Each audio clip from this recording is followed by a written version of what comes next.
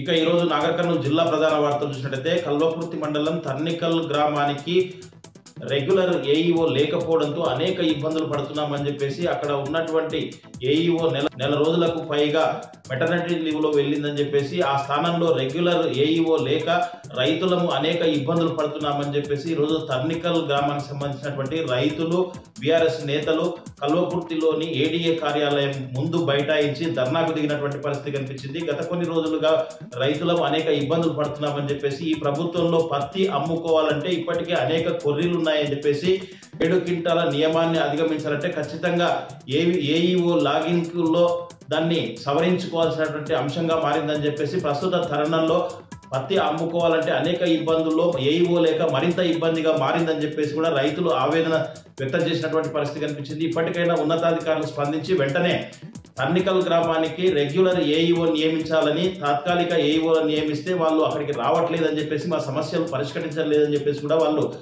ఆగ్రహం వ్యక్తం చేసినటువంటి పరిస్థితి కనిపించింది.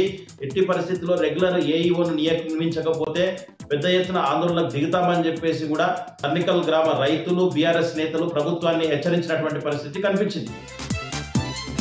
మరొక వార్త చూసినట్లయితే ప్రస్తుత కాంగ్రెస్ బీజేపీ ప్రభుత్వాలపై ప్రజలు విసిగి చెంది బీఆర్ఎస్ పార్టీలో చేరుతున్నారని చెప్పేసి మాజీ ఎమ్మెల్యే బీరం హర్షవర్ధన్ రెడ్డి అన్నారు. నాగర్ కర్నూలు జిల్లా కొల్లాపూర్ నియోజకవర్గంలోని పెద్దకొత్తలపల్లి మండలం తిర్నాంపల్లి గ్రామానికి సంబంధించినటువంటి పలువురు బీజేపీ కాంగ్రెస్ నాయకులు కార్యకర్తలు మాజీ ఎమ్మెల్యే బీరం హర్షవర్ధన్ రెడ్డి సమక్షంలో బీఆర్ఎస్ పార్టీలో చేరారు. వారందరికీ కూడా మాజీ ఎమ్మెల్యే బీరం హర్షవర్ధన్ రెడ్డి గులాబీ కండువాలు కప్పి పార్టీలోకి సాధారణంగా ఆహ్వానించారు. ఈ సందర్భంగా బీరం హర్షవర్ధన్ రెడ్డి మాట్లాడుతూ రాబోయే రోజుల్లో వచ్చేది బీఆర్ఎస్ ప్రభుత్వమేనని చెప్పేసి ప్రజలు అందుకోసం సంసిద్ధమయ్యారని చెప్పేసి బీఆర్ఎస్ ప్రభుత్వం రావాలని ఆకాంక్షిస్తున్నారని కూడా ఆయన అన్నటువంటి పరిస్థితి కనిపించింది.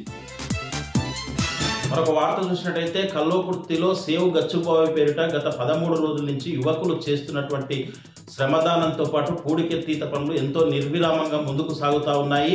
యువకులు చేస్తున్నటువంటి శ్రమదానానికి పూడికెత్తీత పనులకు ఎంతో మంది ప్రోత్సాహం కూడా లభిస్తుందని చెప్పవచ్చు. రోజు రోజుకు యువకుల సంఖ్య పెరగడమే కాకుండా మరింత ఉత్సాహంతో పూడికెత్తీత పనులు నిర్విరామంగా కొనసాగుతుండడంతో చాలా ఆర్గనైజేషన్స్ తో పాటు పలు స్వచ్ఛంద సంస్థలు కూడా తోడ్పాటును అందించే విధంగా యువకులను ప్రోత్సహించడంతో పాటు అభినందిస్తున్నటువంటి పరిస్థితి కనిపించింది. ఈ రోజు శివాజీ సేవా సమితి ఆధ్వర్యంలో కూడా యువకులకు ప్రోత్సాహాన్ని అందించడంలో భాగంగా వారు కూడా శ్రమదానంలో పాల్గొన్నారు. చేయుత ఫౌండేషన్ ఆధ్వర్యంలో కొన్ని రోజులుగా శ్రమదానం చేస్తున్నటువంటి యువకులకు ప్రోత్సాహాన్ని అందించడమే కాకుండా వారితో కలిసి శ్రమదానం చేయడంతో పాటు ఈరోజు గ్లౌజులు కూడా అందజేసినటువంటి పరిస్థితి కనిపించింది. పలు పాఠశాలల విద్యార్థులు ఉపాధ్యాయులు కూడా గచ్చుబావి వద్దకు వచ్చేసి అక్కడ కొంత సమయం కేటాయించి పూడికెత్తీత పనుల్లో పాల్గొనడమే కాకుండా కొన్ని పాఠశాలల విద్యార్థులు సాంస్కృతిక కార్యక్రమాలు నిర్వహించి పలువురిని అలరిస్తున్నటువంటి పరిస్థితి కనిపించింది. మొత్తంగా యువకులు చేస్తున్నటువంటి శ్రమదానానికి ఎంతో మంది ఆకర్షితులై గచ్చుబావిలో ఏం జరుగుతుంది అనే